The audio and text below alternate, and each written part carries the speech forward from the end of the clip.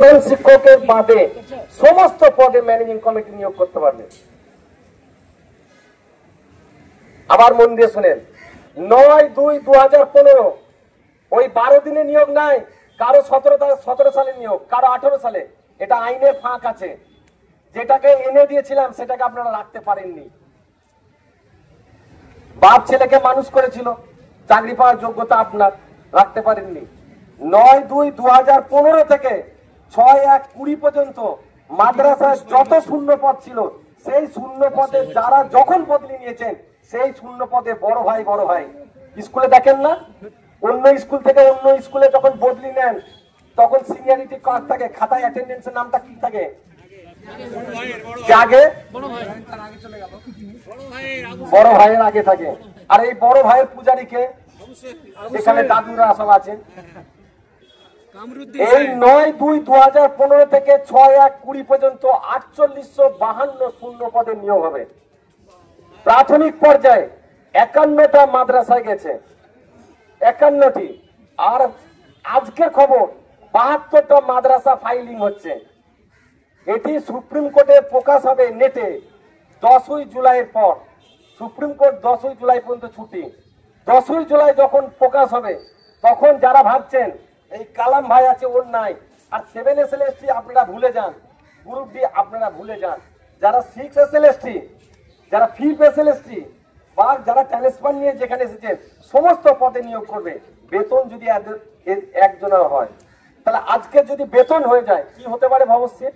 আমার কাছে একটা রিপোর্ট আছে, গোয়েন্দা রিপোর্ট সরকারকে রিপোর্ট দিয়েছে যে এই 900 কোটি টাকা দিতে গেলে মাদ্রাসায় যারা চাকরি করছে, আপনাদের চাকরি যাবে না, চাকরি নিয়ে আপনাদের প্রশ্ন নয়, তাহলে সুপার নিউমেরিক পোস্ট তৈরি করতে হবে।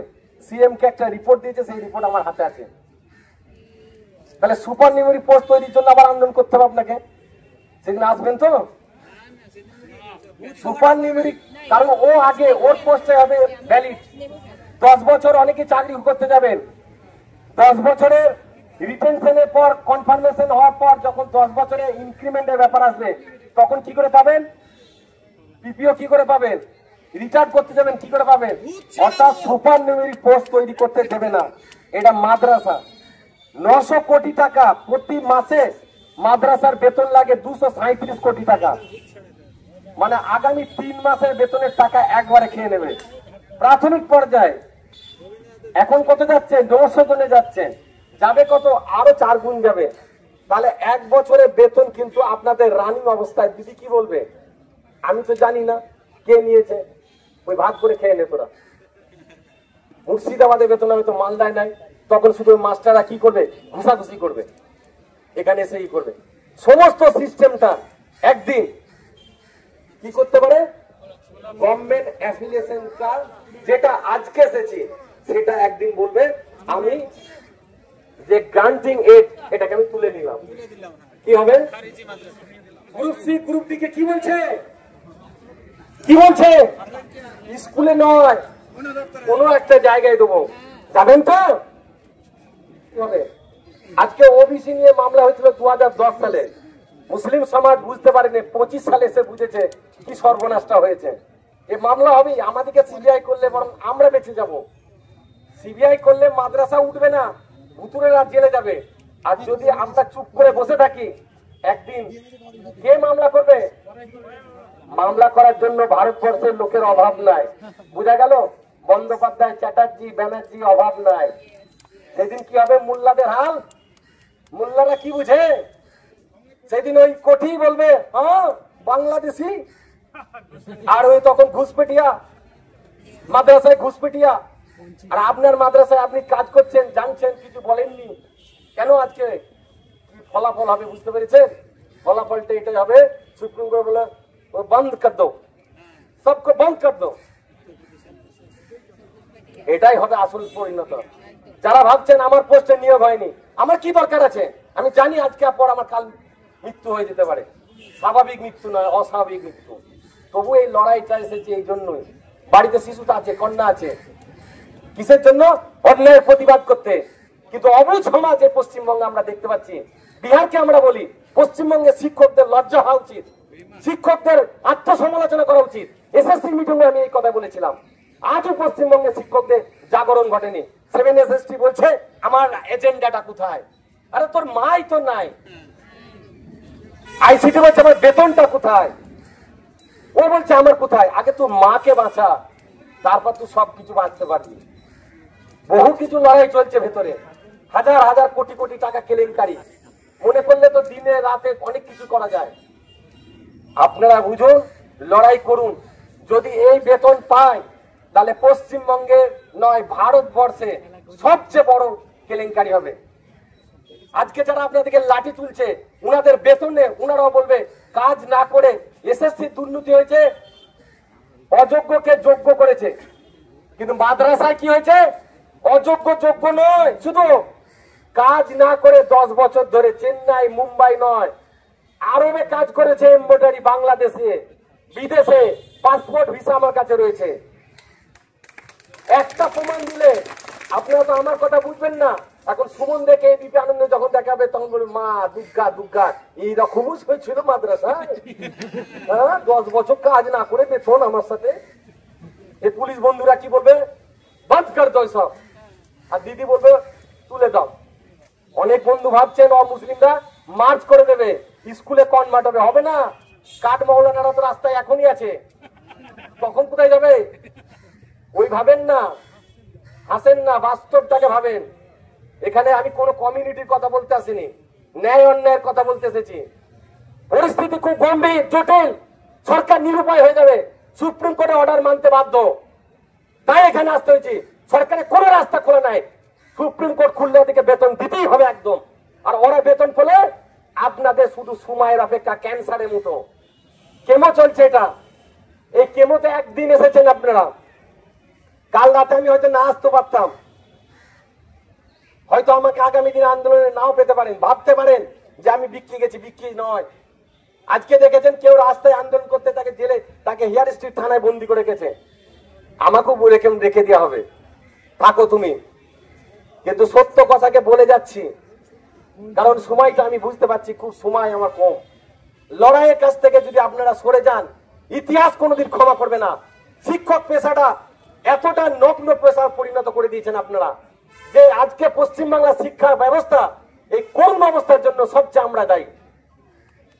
সবচেয়ে অরাজকতা তৈরি করার জন্য আমরা দায়ী। সরকার যত না দায়ী। কেন আমরা এই জায়গাটা ফিরে পাচ্ছি না? কারণ আমরা সব সময় আত্মকেন্দ্রিক ভাবছি। আরে ভাই, রাজনীতি করবেন, সংগঠন করবেন। আমাদের সংগঠন কোনোদিনই আপনারা বলি না যে আমাদের সংগঠন করতে হবে। ভুতুরে পোস্টে তারা কোনোদিন দেখেনি যে ফোরাম করে কিনা, শিক্ষা সেল করে কিনা, WBTM করে কিনা, এবিজে করে না। লেভার সব ভর। আমার কাছে আমি এখানে দেখাবো শুধু ভুতুরেরা, প্রধান শিক্ষকরাই ভুতুরে শিক্ষক নিয়োগ করছে তা নয়, ম্যানেজিং কমিটি নিয়োগ করছে তা নয়। এমনও মাদ্রাসা আছে, উত্তর দিনাজপুর নয়, দক্ষিণ দিনাজপুর, হরিপুর সিনিয়র মাদ্রাসা, হরিপুর হাই মাদ্রাসা, যেখানে হেডমাস্টার নিজেই জানে না, সেক্রেটারি ভুতুরে নিয়োগ করে নে, নিজেরাই করে নিয়েছে। আশ্চর্য ব্যাপার হয়ে যান, কি অদ্ভুত ব্যাপার। কালাম ভাই দীর্ঘদিন ধুলিয়ানে মাদ্রাসার লড়াই করে করে মরেই গেল, এখনো কঠিন অবস্থার মধ্যে আমরা রয়েছে। কার পোস্টে কে নিয়োগ হয়ে যাবে? শুধু একটা পোস্টে নিয়োগ হবে না, প্রধান শিক্ষকের পোস্টে। তবে হ্যাঁ, সেটা করবে কবে? 9, 12, 25-এর পর। কারণ ভুতুরেরাও 10 বছর তখন পূর্ণ হয়ে যাবে। ভুতুরে থেকে অ্যাসিস্ট্যান্ট টিচার হয়ে তো ভুতুরে হেডমাস্টার হবে। সেই দিন কিন্তু আর সময়টা কারণ নাই।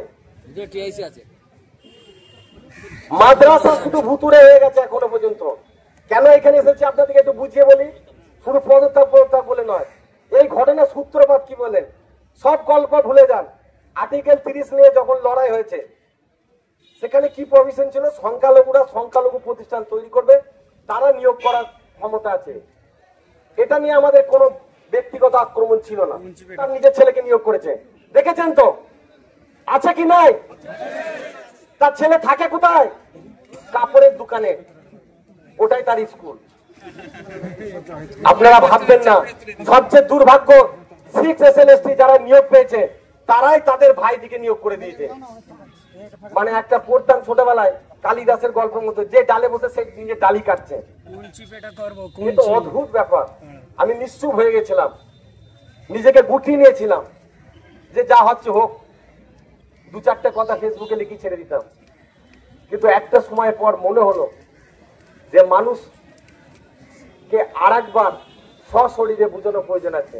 এদের যে ক্ষতিটা হয়ে যাবে, এই ক্ষতি এরা বুঝতে পারবে না, এর ফ্যামিলি লোকগুলো বুঝতে পারবে। শিক্ষকদের যা হাল, শিক্ষকরা বুঝতে পারে না, তার পরিবার বুঝতে পারে যে তার কি অবস্থা হয়েছে। তাই সরাসরি এখানে এসেছে এই বাণী বিট, তিনি আগে ডিবিএস হাই মাদ্রাসায় চাকরি করতেন, এখন কেটারডাং মাদ্রাসায় আছে, চারজনে পোস্টে নিয়োগ করেছে। ও বাটা টিআইসি মনে করছে খুব মজা। আপনারা যদি রুখে দাঁড়াতে পারেন, সমস্ত অন্যায়ের প্রতিবাদ হয়, এটা আমি বিশ্বাস করি। সত্য বলে জিনিস আছে, তাকে সামনে রাখা যায়। এই লড়াইয়ের জন্য আমাদের আশা। তারা চেয়ারে বসে রয়েছে, সাময়িক কিছুদিন থাকবে। ক্ষমতার পরিবর্তন চিরকাল হয়েছে, আজও হবে। ক্ষমতার জন্য বেশিদিন মানুষকে অন্যায়কে রুখে দেওয়ার জন্য আমরা লড়াই করেছি। ঘটনাটা কি ঘটলো বলেন তো? কন্ট্রাক্টর রহমানিয়া তারা মামলা করে হেরে গেল 2020 সালে 6 জানুয়ারি। সেই মামলায় এখনো রিভিউ পিটিশন পেন্ডিং। তারা কিউরিটি পিটিশন করলো, যেটা এখনো সুপ্রিম কোর্টে হয়নি। এসএসসি কমপ্লেন করে বলছে, সেখানেও হেরে গেল। তারপর তারা মিসলেনিয়াস আপিল করলো, যেটাকে এমএ ফাইল বলছে এখন, সেখানেও তারা হেরে গেল। তারা রিট ফাইল করলো আবার, সেখানেও তারা হেরে গেল। অর্থাৎ 20 থেকে তারা চালিয়ে যাচ্ছে, মানে ওরা ভেতরে প্রেম চালিয়ে যাচ্ছে। আপনি ভাবছেন যে সবটাই আমার বুকিং। 20 থেকে 25 সাল লক্ষ নয় কোটি কোটি টাকা সুপ্রিম করে অপচয় করছে। এই টাকা কারা দিচ্ছে? এই টাকা পশ্চিমবঙ্গে জনগণ দিচ্ছে, যারা ভাবছে আমরা চাকরি পাবো। একটা শ্রেণী টাকা দিচ্ছে বলেই তো তারা এই টাকাগুলোকে কোর্টে ব্যয় করতে পারছে। সবচেয়ে দুর্ভাগ্য 24 আর হাওড়া আর মেদিনীপুর, এই পশ্চিমবঙ্গে গেল মাদ্রাসা শিক্ষা ব্যবস্থা যদি কোনোদিন উঠে যায়, তো এই 4টে জেলা হবে। মুর্শিদাবাদকে বলা হতো মির্জাপুরের জেলা, আজকে 4টে জেলা হবে মাদ্রাসা শিক্ষার কলঙ্কময় জেলা। এদের দৌলতের জন্য আজকে এই হাল হয়েছে। আর একটা বন্ধু জেনে রাখেন, 6 SLST নাম আমি আনছি না, আপনি লাইভ শুনছেন, শুনে রাখেন। আমার জন্য আমি যথেষ্ট, আমি আইন, আমি আইনে শেষ কথা বলি। কন্ট্রোলের কথা ভয় পাবেন না আমাকে। কত কি করেছেন? 6 SLST চাকরি পেয়েছেন, মাদ্রাসা সার্ভিস কমিশন থেকে চাকরি পেয়েছে। আমি তো কোটি কোটি টাকা তুলেছি, গাড়ি টাকা। যান না কোর্টে যান, আদালতে যান, বিচার করেন, জেলে ভরেন। সিআইডি সিবিআই যায়নি, এবারে যাব। চাকরি কি করে আপনাদের থাকে আমি দেখে নেব। গুরু পশ্চিম মেদিনীপুর বোর্ড প্রেসিডেন্টকে উদ্দেশ্যে বলছে, আজকে সামনে চলেন, ইনারা যেতে দেবেন না 5 জন। আমি বলবো পুলিশ মহলকে, আপনারাই চলুন, আপনারা তো মানুষ। আপনাদের টাকা একদিন কোথায় যাচ্ছে? বেতন আপনারাও পাবেন না, যা হাল হবে রাজ্য সরকারের। হ্যাঁ, আপনাদের প্রচুর নকল করানোর ভাবনা থাকবে। আমাদের যদি চাকরি চলে যায়, তারপর দেখবো মজাটা কেমন লাগে। হ্যাঁ, একটা পোস্টে একটা নিয়োগ করে দেবো আমরা, যেইভাবে দেশের হাল চলছে। হ্যাঁ, শিক্ষকদের উপর আক্রমণ হচ্ছে, তখন খুব মজা লাগছে। ডাক্তারদের উপর আক্রমণ হচ্ছে, খুব মজা লাগছে। মজা তো আপনার হবে, গুটো পরে গোবর হাসে, ওরে গোবর তবু একদিন আছে। রাজ্যের যা হাল হচ্ছে, শিক্ষক ছাড়া আপনারা তৈরি হতে পারতেন না, কোনোদিনই কেউ কিছু হতে পারতেন না। আমরা তো সমালোচনা করেছি, নিশ্চয়ই সমালোচনা। আপনার বাড়ি, আপনি তো চাকরি পাই পেয়েছে, আপনার বাড়ির শিশুটা সে কি হবে? কার ঝান্ডা বলবে? শিক্ষা ব্যবস্থা যে রাজ্যে তলানিতে নামানো, একটা আত্মসমালোচনা হচ্ছে না? বাংলাদেশে যখন এই ঘটনা ঘটেছিল, ছাত্র সমাজ যুব উঠেছিল, বন্দুকের নলটা আর ছাত্রদের দিকে যায়নি, হাসিনার দিকে গেছিল। বিবেক বলে একটা জিনিস আছে, বিবেক। এই বিবেকের চেতনাটা যদি না ঘটে পশ্চিমবাংলায়, তাহলে এরকম শোষণ যন্ত্র শাসন করেই যাবে। আমাদেরকে এখন অনেক করণীয় কাজ আছে, শুধু আত্মকেন্দ্রিক ভুতুরে তাড়াতে আসিনি আমরা। শিক্ষা ব্যবস্থাকে যদি পুনরুদ্ধার করতে না পারি, তাহলে পশ্চিমবঙ্গে আগামী প্রজন্ম ভেঙে যাবে। বিহার, উত্তরপ্রদেশ, মধ্যপ্রদেশ সব কেলেঙ্কারি উদাহরণ দেখাচ্ছে। আরে ভাই, তুই ভাগ নেগেটিভটা কিসের উদাহরণ দিচ্ছিস? পজিটিভ দেখা। অমুক রাজ্যে অমুক কেলেঙ্কারি হয়েছে, মানে আমার তার চেয়ে কোন কেলেঙ্কারি হয়েছে? তো আশ্চর্য ব্যাপার। ভারত সরকার যেমন দেখায় পাকিস্তানের চেয়ে আমার জিডিপি বেশি। আরে তুই চীনের দেখা, পাকিস্তানে কেন দেখাচ্ছিস? হ্যাঁ, আমেরিকার দেখা। শিক্ষক সমাজ আজ কোন জায়গায় দাঁড়িয়ে গেছে? এই পশ্চিম মেদিনীপুরে একটি মাদ্রাসা, এই মাদ্রাসা 2010 সালে যার এখনো পর্যন্ত চায়ের দোকানে যেমন একটা গুমটি থাকে, তার গুমটিটাও পর্যন্ত নাই, ঘর নাই, বিল্ডিং নাই, কিছু নাই, বাস ফাঁকা মাঠে একটা মাদ্রাসাকে ইনি দিয়ে দিলেন, ভাই তুই মাদ্রাসা অনুমোদন। এখন প্রশ্ন হচ্ছে অনুমোদনটা কি করে পেল? ডাকবে তো, দেখে একটু সান্ত্বনা করে ঘর চলে যাবে। আমার পোস্টে কিছু হয়নি। আপনারা যদি সত্যি চাকরি নিতে চান 7 যে গ্রুপ ডি 2015-10 সাল থেকে লড়াই করে করে একদম মুখে এনে তারপরে রেখে দিয়েছে, এসে বলে দিল গাজী পাজি আমাদের পোস্টেও নিয়োগ দিতে হবে। পারলে ওই রকম কাঁচা কুঞ্চি করে, এদিকে নয়, যে সমস্ত মাদ্রাসাতে ভুতুরে মাস্টার দিকে প্রয়োগ করছে, আমাদের কিছু মাস্টার আছে যারা ভুতুরে দিয়ে মদ শিখছে, ওই কাঁচা কুঞ্চি করে লাইনে দাঁড় করে কাটছে আগে মারতে হবে, তারপর এদের হবে হাল। এদের জন্য তো আইন মেনে করতে হবে, যেটা আইন মেনে করতে হবে না সেটাও স্কুলেই হবে। 2 তারিখে যখন স্কুল খুলবে, ভুতুরে নিয়ে যদি কেউ মুখ খুলে কোন মাস্টার গলাটা কলার ধরে একটা করে জিজ্ঞেস করবি কোথায় টাকা খেয়েছিস বে, তুই কোথা দেয় জীবনে বাঁচবেন একবার, মরতে একবারই হবে, মরার আগে এরকম মেরে দিয়ে যান একজন ক্ষুদিরামের মতো মেরে দিয়ে জানি হারাম করবে, আর ঘাস কুড়াকে মেরে দিতে হবে একবারই। বহুবার হয়েছে, একটা ট্রেনে আস্তে আস্তে একজন বলছিল কতদিন আর আন্দোলন করবো, আমি বলে ছেড়ে পালিয়ে যান, আন্দোলন করা দরকার গেছে।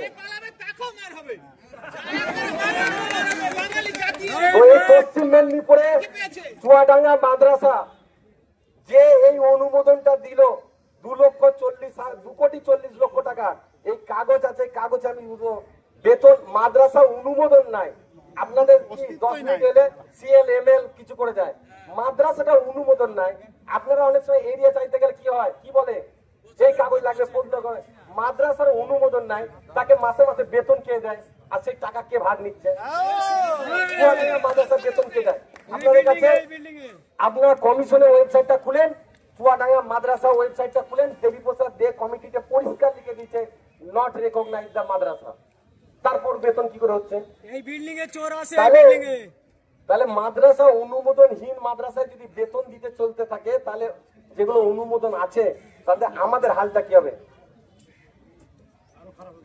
আমাদেরকে আনএডেড করে ছাড়বে এরা, এটা এরা স্বপ্ন নিয়েছে। এবার আপনারা কি করবেন দেখেন, সরকার যেমন দেখুন 26,000 বাতিল হয়ে সরকারের লাভ হয়েছে, এটা খুব গভীর ভাবে ভেবে বলছি, কেউ মনে করবেন না। আমার কাছে যেটা সুনির্দিষ্ট খবর আছে, 900 কোটি টাকা সরকার দিতে প্রাথমিক অবস্থায় চায় না, লড়াই করবে, চেষ্টা করবে, যদি দিতে হয়। কারণ সুপ্রিম কোর্টকে মানতে বাধ্য, এটা কোনো লজ্জার কথা নয়, কারণ আমাদের দেশের সংবিধানকে আমরা মানি, সুপ্রিম কোর্টের ক্ষমতাকে বিশ্বাস করি। প্রথম বলবে সরকার না না না না না না না না না না না, গিটারের মধ্যে গান গাইবে, আর গিটার খেয়ে আপনার বিরিয়ানি খেয়ে চলে যাবে। এই হচ্ছে শিক্ষকদের হাল। আরে ভাই, সরকার আগে না সুপ্রিম কোর্ট আগে? পার্লামেন্ট আগে না একটা রাজ্য সরকার আগে? এই সমস্ত কনস্টিটিউশন বেস যদি আপনাদের না থাকে, তাহলে ওরকম গোল্ড মেডেলিস্ট মুখ্যমন্ত্রী আপনাদের গোল্ড মেডেলিস্ট ঘরে গলায় পরি গোলাবে।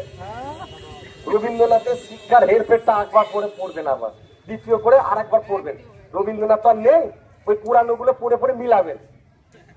তো ঘটনাটা হচ্ছে যে রাজ্য সরকার আনএডেড মাদ্রাসা করার এটা একটা পরিকল্পনা। ওদের তো বেতন কমবে না, কারণ ওরা তো ভুতুরে না, ওরা তো ডাব্লিউবিসিএস অফিসার। ওদের পোস্টে তো ভুতুরে নিয়োগ হচ্ছে না, ভুতুরে পোস্টে নিয়োগ হলে বলতো ডেপুটেশন নেবো না। রাজ্য সরকারে ছুটে গেছে, পশ্চিমবাংলার লাস্ট কপিনের প্লেটটা জানতে যাচ্ছে, আর ইতিহাস রচনা হয়ে যায়। হয়তো নাম মীর মদন মোহনলাল হিসেবে আমরা কয়েকজন থাকলেও আমরা জানি শেষ রক্ষা করতে পারবো না। মির্জাফর প্রতিটা রন্ধে রন্ধে ঘুরে গেছে। এই মির্জাফর থেকে চিহ্নিত করার জন্য এটা লাস্ট মিটিং করতে এলাম। আপনারা যদি মনে করেন বাড়ি চলে যাবো তো বাড়ি চলে যান, কিছুই বিষয় নয়। একটা শেষ করণীয় রাস্তা, যে সরকার বেতন দিল, আমরা সিবিআই এর কাছে দ্বারস্থ হতে পারি। সিবিআই এই মামলাকে যদি রিওপেন করে, কারণ আমাদের এখানে প্রথম ওপেনিং পয়েন্ট আছে যে ওরা অন্যায় করলো, অন্যায় করার পর দোষী প্রমাণ হওয়ার পর শাস্তি অর্থ এফআইআর হলো না কেন? যদি আজকে এফআইআর হতো ওদের বিরুদ্ধে, তাহলে ওরা কি দ্বিতীয়বার ক্লেম করতে পারতো? একটা কুকুরকে যদি বারবার খায়, কি করেন? কুকুরটা পাটা ভেঙে দেন। এইটা কেন করলো না? এটার জন্য এখানে আসা আছে। চলেন সবাই বলেন যে আপনারা যে সমস্ত মাদ্রাসাগুলো হয়েছে, 3টে মাদ্রাসা এখানে বললেন এক হেডমাস্টার, ওই 3টে মাদ্রাসা অ্যাফিলিয়েশন উইথড্র করে নেন, সব ঝামেলা চুকে যাবে। ওরা এমন দুঃসাধ্য মানে দুঃসাহসিকতা পরিচয় দিচ্ছে, ডিআই কে ডেকেছে, ডিআই এর কাছে ওরা যায়নি, চিঠি দেয় কি এদিকে বেতনে ক্লেম করেছে একটি মাদ্রাসা কন্টাস সরকতিয়া জুনিয়র মাদ্রাসা যার অ্যাফিলিয়েশন নাই 2017 সাল পর 3,40,00,000 টাকা বেতনে ক্লেম করেছে। কতজন নিয়োগ করেছে জুনিয়র মাদ্রাসায়? 40 জন। আপনি অনেক বন্ধুদের উদ্দেশ্যে বলছি, আমাদের চ্যাটার্জি বন্দ্যোপাধ্যায় অভাব নাই, হাইকোর্টে সুপ্রিম কোর্টে যাবে যে একটি মাদ্রাসার স্যাংশন পোস্ট কটা, 40 টাকা বেতন এখন ওরা নিয়ে নিল, ওরা তো নিয়ে পালিয়ে যাবে, দেশে তো থাকে না, বিদেশি থাকে। সমস্যাটা কাদের হবে? সমস্যাটা হবে যারা জেনুইন। আর যোগ্যদের চাকরিটা চলে গেছে, যোগ্যরা যদি একদিন অযোগ্যদের বিরুদ্ধে বলতো তাহলে এই পরিণতিটা হতো না। এটা হচ্ছে আমাদের ব্যাপার। এবার আপনারা যদি বুঝতে না পারেন তাহলে দুর্ভাগ্য আমাদের।